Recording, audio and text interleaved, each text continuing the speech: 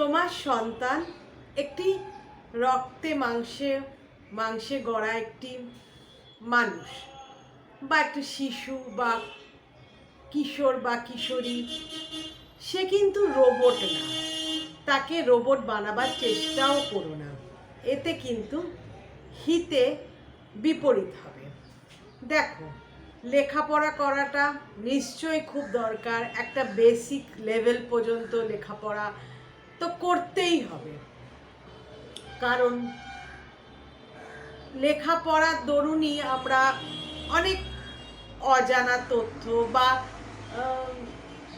কিছু জানতে গেলেই, বা ধরো কম্পিউটার সম্বন্ধে তোমার জ্ঞান অর্জন করার জন্য বা কোনো কিছু করার জন্য তোমাকে লেখাপড়ার আশ্রয় নিতেই হবে। লেখাপড়া ছাড়া কোনো অপশন নেই। কিন্তু তুমি দেখবে এক একটি ছেলে মেয়ে আছে যারা লেখাপড়া তো করেই, তার সঙ্গে তুমি দেখবে তাদের শিশু বয়স থেকেই তাদের অন্যদিকে আকর্ষণ। যেমন অনেকে দেখবে রেডিও চলছে বা মানে কোনো কিছু গানের ব্যাপার চলছে, তারা একটু তালে তালে মানে গুনগুন করে গাওয়ার চেষ্টা করছে, এবং পরবর্তীকালে তারা হয়তো চট করে দেখছো গান তুলে নিতে পারছে একটা মানে কোথাও থেকে কোনো মাধ্যম থেকে গান শুনে তারা গানটা তুলে ফেলছে। বা নাচের ক্ষেত্রেও ধরো কোনো কিছু একটা মিউজিক বাজছে, দেখো ছোটরা তো তালে তালে হাত পা নাড়ে নাচে, এটা কিন্তু একটু 5-6 বছর 7 বছর দেখবে নিখুঁতভাবে সে নাচটা কপি করতে পারছে। সে হিন্দি গানের সঙ্গে হোক, মডার্ন সঙের সঙ্গেই হোক বা তোমার ক্লাসিক্যালের সঙ্গে হোক, চটচট করে সে তুলে ফেলতে পারছে। আবার অনেকের দেখবেন হাতের কাজ আঁকা, একটা হয়তো লাইনই টানছে, একটা হয়তো এরকম মানে এসের মতন আঁকছে, সেটাও একটা খুব সুন্দর করে হাতের লেখা মুক্তের মতন ঝকঝকে। তখন তো আমার বুঝতে হবে যে তার হয়তো তার ন্যাকটা তার সেই দিকেই বেশি। সে লেখাপড়া করছে, কিন্তু ওই করতে হয় করছে, কিন্তু বাবা মারা বা আমরা নিজেরাও সবসময় পুশ করে থাকি আর সব কিছু সাইডে থাক। একটা বছরের পর আমরা যখন মাধ্যমিকের আগে, আমি আমার মেয়েদের ক্ষেত্রেও এটা করেছি, বড় বড় কথা বলছি বটে, এখন ঠিক 9-এর অ্যানুয়াল পরীক্ষার আগে ওদের নাচ বা যা যা শিখতো, নাচই শিখতো, ওরা ছাড়িয়ে দিলাম। কারণ 9-এর পরই 10 মানে একটা বেশি মানে বিশাল ব্যাপার, বোর্ডসের পরীক্ষা আসছে, মানে মুখ নিচু করে পড়াশুনো করতে হবে, নাহলে ভালো রেজাল্ট করবে কী করে। এটা কিন্তু আমিও মারাত্মক ভুল করেছি, এবং আমার মতন মা বাবারাও তারা মারাত্মক ভুল করে থাকে। ওটা তো ওদের এন্টারটেনমেন্ট, সবসময় কি বই নিয়ে পড়াশুনো করবে তা না। মাঝে মাঝে তো একটু, যেমন আমাদের কি একঘেয়ে ধর মাছ ভাত মাংস ভাত সবজি ভাত খেতে ভালো লাগে, মাঝে মাঝে মনে হয় একটু টক জিনিস খাই, একটু আচার খাই, একটু বাইরে থেকে ফুচকা কিনে খাই, আমাদেরও তো মুখ বদল করতে ইচ্ছে করে। তো ওদেরও কিন্তু সেটা ইচ্ছে করে, এক নাগারে টেস্ট পেপার সলভ করছে, এক নাগারে পড়াশুনো করছে। আর আজকাল তো আমাদের সময় যেমন ছিল, দুখানা বোধহয় টিচার ছিল, মানে আমার ক্ষেত্রে তো ওই তোমার আর্টস গ্রুপের কোনো টিচারই ছিল না, আমার মা বাংলা পড়াতেন এবং আর্টসে যাবতীয় ব্যাপার বাপি পড়াতো, ইংলিশ টিংলিশ। আমার একটা সায়েন্স গ্রুপেরই টিচার ছিল। কিন্তু আজকাল দেবে পার সাবজেক্টে একটা একটা করে টিচার। একটা কেন, অঙ্কর জন্য অনেকে আমি শুনেছি 2-3টে টিচারও রাখা হয়। তারা তো একটা জায়গায় বদ্ধ হয়ে যায়, মানে ফ্রাস্ট্রেটেড হয়ে যায় পড়াশোনা করতে করতে। নিজেদের স্কুলের পড়া করতে হবে, টিচারদের পড়া করতে হবে, প্লাস পরীক্ষার জন্য রেডি হতে হবে।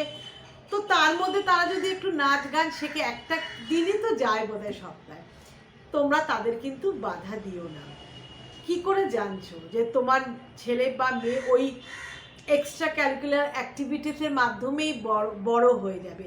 এই যে মাঝে এখন সোশ্যাল মিডিয়া বা টিভিতেও অনেক অনুষ্ঠানে দেখি যে এই যে লোকসঙ্গীত বা মাটির গান যারা গায়, তারা কিন্তু নিরক্ষর না হলেও তাদের লেখাপড়া খুব একটা কিন্তু এগোয়নি, কিন্তু তারা এই লোকগানের মাধ্যমে বা মাটির গানের মাধ্যমে তারা কিন্তু বিদেশে পারফর্ম করতে যায়।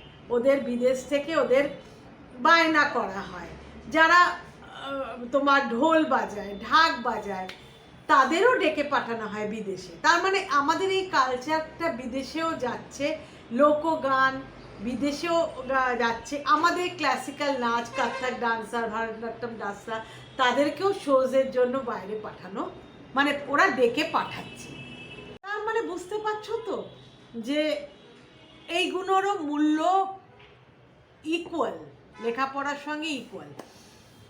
আমারই একজন চেনা জানা, আমার বড় মেয়ের বান্ধবী, স্কুলে একসঙ্গে ওরা পড়তো।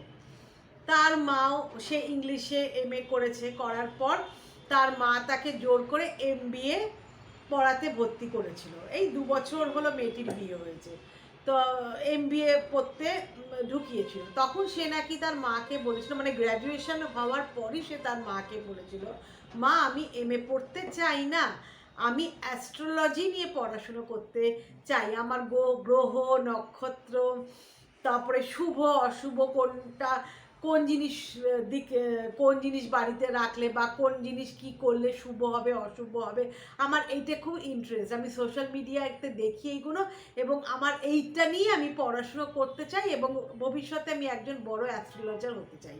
তখন ওর মা বাবা বলে, দূর, এতে আবার কি আছে, এটা রাশি রাশি অ্যাস্ট্রোলজার বসে আছে, কোনো নেই, মূল্য নেই, এতে কোনো কেরিয়ার নেই বলতে পারে। তো তাকে জোর করে MA পাস করালো, জোর করে তাকে MBA করে সে একটা ভালো চাকরিও পেয়েছিল বলবো আমি, এই মুহূর্তে আমি বলবো পেয়েছিল, চাকরি পেয়েছিল, বিশাল মাইনে, MBA করার পর বিশাল মাইনে। সে মাঝখানে কয়েক বছর নয়ডাতেও ছিল, সেখানে সে ভালো কোম্পানিতে চাকরি করেছে, প্রায় লাখখানিক টাকা সে মাইনে পেত, ওখানে পেইং গেস্ট হিসেবে থাকতো। তারপরে যে কোনো কারণে ওকে ফিরে আসতে হলো, কারণ তার বিয়ের সম্বন্ধ দেখা হলো, এবং ছেলেটিও তোমার একটি মাল্টিন্যাশনাল কোম্পানিতে কাজ করে, এবং তাকে তো সেই চাকরি ছেড়ে দিয়ে আসতে হলো, কারণ তার কলকাতাতে বিয়ে হয়েছে। কিন্তু সে, তার বাবা মা বললো যে না, তুই এক্ষুনি সব CV পাঠা, এক্ষুনি CV না পাঠালে চাকরির বাজার খুব খারাপ, তোর তো একটা ভালো এক্সপিরিয়েন্স আছে 3-4-5 বছরে, তোর হয়ে যাবে। তো সত্যি মেয়েটির কিন্তু হয়ে গেল। চাকরি হওয়ার পর, এখানে চাকরি হলো বিয়ের ঠিক পর তো হওয়ার পর তারা তো সুখে সংসার করতে লাগলো। কিন্তু বছরখানিক যাওয়ার পর সে তার স্বামীকে তার বাসনাটা, তার ইচ্ছেটা জানালো যে আমার না অ্যাস্ট্রোলজি নিয়ে লেখাপড়া করার ইচ্ছে খুব, আমি বড় অ্যাস্ট্রোলজার হতে চাই, জ্যোতিষবিদ হতে চাই। তখন তার স্বামী পাশে এসে দাঁড়ালো, বলে নিশ্চয়ই। তখন কোনো একটা সংস্থাতে, আমি ঠিক জানি না, ভর্তি করে দেওয়া হলো, এবং সে ওই পাশ করে, সেখানেও অনেক রকমের ডিগ্রি হয়। সে কাজের সঙ্গে সঙ্গে, মানে সে যেখানে কাজ লেগে চাকরি পেয়েছিল, করতে করতে সে তোমার এই জ্যোতিষবিদ্যাতেও পারদর্শী হয়ে উঠলো। এবং রিসেন্টলি 2 দিন আগে আমার মেয়েকে ফোন করেছিলাম, করে বলে তোর ডেট অফ বার্থগুলো দে তো, আমি তো ছক করে দিচ্ছি, দেখ তো তোর কি কুষ্টি আছে। তখন আমার মেয়ে বলেছে, হ্যাঁ আমার একটা কুষ্টি আছে, আমার মায়ের কাছে রাখা আছে। বলে দেখ তো আমি করছি, আমি নতুন নতুন শিখেছি, তোর সঙ্গে মেলে কিনা। তখন সে সব করে টোরে দিল, মা দেখলো হ্যাঁ মিলেছে, এবং সে কিছু বললো, এইটা ওটা সেটা করে দেখতে পারিস, বা এটা করতে পারিস, বা তোর এই সময় এই হবে। তখন সে তার বরকে জানালো, আমি এবার চাকরি করতে চাই না, তুমি কি বলো, তোমার যদি আর্থিক সাপোর্টের দরকার হয় তাহলে আমি চাকরি নিশ্চয়ই করব, কারণ ভবিষ্যতে আমার ছেলে মেয়ে হবে। তখন তার স্বামী বলে, আমি যা রোজগার করি আমার পরিবারে চলে যাবে, এবং তুমি এই জ্যোতিষবিদ্যা যদি পারদর্শী হয়ে ওঠো, তাহলে তো তুমি তোমার এখান থেকে রোজগার করে তোমার হাত খরচা তুমি চালাতেই পারো। ভাবো, একটা দুঃসাহসিক পদক্ষেপ নিল তার বরের সাপোর্টে, সে ছেড়ে দিল। তার শুনেছি নাকি তার বাবা মা খুব রাগ করেছে, এত কষ্ট করে এত লাখ লাখ টাকা দিয়ে MBA পড়িয়ে এই অবস্থা। তো তার বর এখন সে বাড়িতেই, এই পুজোর পর থেকে সে বাড়িতেই বসছে। এবার বলেছে যদি ভালো হয় আমি একটা ছোট চেম্বারও নেব। তাহলে কি বলতো, এখানে সে খুশি আছে, সে আনন্দ সহকারে সকালবেলা তার বাড়ির যা টুকটাক কাজকর্ম করে সে 11টা থেকে চেম্বারে বসছে, মানে তার বাড়িতেই এখন লোকজন আসছে, করছে, খুব উৎসাহ নিয়ে করছে, এবং বন্ধুদেরকে বিনে পয়সায় সে টিপস দিচ্ছে, দেখো মেলে কিনা, মানে এটা ট্রায়াল চলছে তার। তো কতগুলো আমি এক্সাম্পল বা উদাহরণ দিলাম, কেন এতগুলো উদাহরণ দিলাম সেই কথাটা এবার এগোচ্ছি। তো এত কথা বলার পর আমার গুরুদেবেরকে স্মরণ করে আমি এবার পরবর্তী পদক্ষেপে এগিয়ে যাচ্ছি। আর তোমরা নিশ্চয়ই ভালো আছো, আর আমিও বেশ ভালো আছি। ভালো থেকো প্রত্যেকে। আমার মেয়ের একটি স্টুডেন্ট, তো আমার বড় মেয়ে খুব আধ্যাত্মিক ওয়ার্ল্ডে থাকে, মানে ও একটু পুজো আর্চা, শিবের নানা রকম রূপ সম্বন্ধে তার বিশ্লেষণ, শ্রীকৃষ্ণের নানা রকমের গল্প তার মুখে তুমি শুনতে পারবে, এবং শিবের একাধিক রূপ আছে সেগুলো নিয়ে সে আলোচনা করে। মানে এটা আমি অবাক হয়ে শুনি, হয়তো আমি এইগুলো জানি না এবং অনেক পারদর্শী লোকও জানে না, হয়তো এটা পূর্বজন্মের কোনো ব্যাপার, বা ওর হয়তো এই ব্যাপারেই ইন্টারেস্ট। তো আমি কখনো ওকে ডিসার্টেন করি না, যখন ও বলতে আসে আমি তখন মন দিয়ে শুনি এবং দেখি মানে শুনে দেখি অধিকাংশ জিনিসই আমি জানি না। তো এই ব্যাপারটা ওর বন্ধু মহলে এবং ও যেই স্কুলে চাকরি করে সেখানেও অনেকে জানে, কারণ ও সবসময় মুখে তার আমাদের গুরুমন্ত্র জপ করে, যখনই সুযোগ পায় ঠাকুর দেবতা নিয়ে আলোচনা করে। তো একজন স্টুডেন্ট, সে একটি নেহাতি একটা 6-এ পড়া বাচ্চাই বলতে পারো, সে জানে তার যে ম্যাডাম বা ম্যাম সে খুব রিলিজিয়াস। তো সেই ছেলেটি, কেন যে এতগুলো কথা বললাম, সেই ছেলেটিকে মানে ছেলেটি কিন্তু কখনো কোনো সংস্থা বা কোনো একাডেমি বা কোনো স্কুল থেকে হাতের কাজ বা আঁকা শেখেনি। ও জন্মগত ও সুন্দর সুন্দর জিনিস গড়তে পারে এবং অপূর্ব সুন্দর আঁকতে পারে। এবং সে আমার মেয়েকে নানা রকমের দেবতার ছবি এঁকে দেয়, এবং কিছুটা সে তার আমার মেয়ে তার আলমারিতে রেখে দেয় এবং কিছু কিছু সে দেওয়ালে আটকে যায়। মানে ওর বাবা রাগ করে যে তুই কি ঘরটাকে কি বলবো, মানে কি করেছিস, কিন্তু কিছু কিছু আটকে রেখেছি, সেইগুলোই তোমাদের সঙ্গে শেয়ার করবো। এবং এই ছেলেটি, এই বাচ্চাটা ছেলে, এই শিশুটি বাচ্চাটি কত বড় ট্যালেন্ট, একে যদি ওর মা বাবা শেখায় না মনে হয়, নিজে থেকেই করছে। বাবা বাবাকে নাকি ডেকে একজন বলেছিল, একজন টিচার বলেছিল সময় কোথায়, পড়াশোনা করে টিউশন করতে হয়, কিন্তু আমার যতদূর মনে হয় ওকে শেখানো উচিত। দেখো তোমাদের দেখাচ্ছি।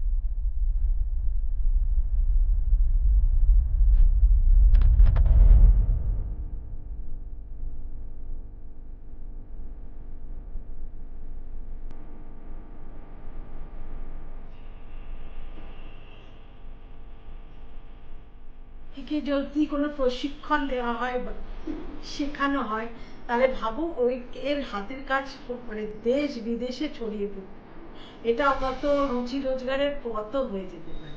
তাই জন্য ছেলে মেয়েদের নিজেদের সুপ্ত বাসনাগুলো ওদের ঘাড়ে চাপিয়ে দিও না, ওদের রোবট তৈরি করো না, ওদের ফ্রিলি থাকতে দাও। লেখাপড়া তো নিশ্চয়ই করবে, তার সঙ্গে মানে লেখাপড়াটা করলেই সে জীবনে প্রতিষ্ঠিত হতে পারবে, টাকা রোজগার করতে পারবে, মানি মেকিং মেশিন তাদের তৈরি করো না। তাদের মনের আনন্দটাকে, তাদের ইচ্ছেটাকেও তোমরা মূল্য দাও। কেমন কেমন লাগলো আজকে আমার এই ব্যাপারগুলো, যেগুলো তোমাদের কাছে তুলে ধরলাম, প্লিজ কমেন্টের সাহায্যে জানিও। এবং আমার সাথে সহমত হলে তোমরা প্লিজ কমেন্ট করো, কেমন? আর ভালো থেকো। Bye bye, thank you so much.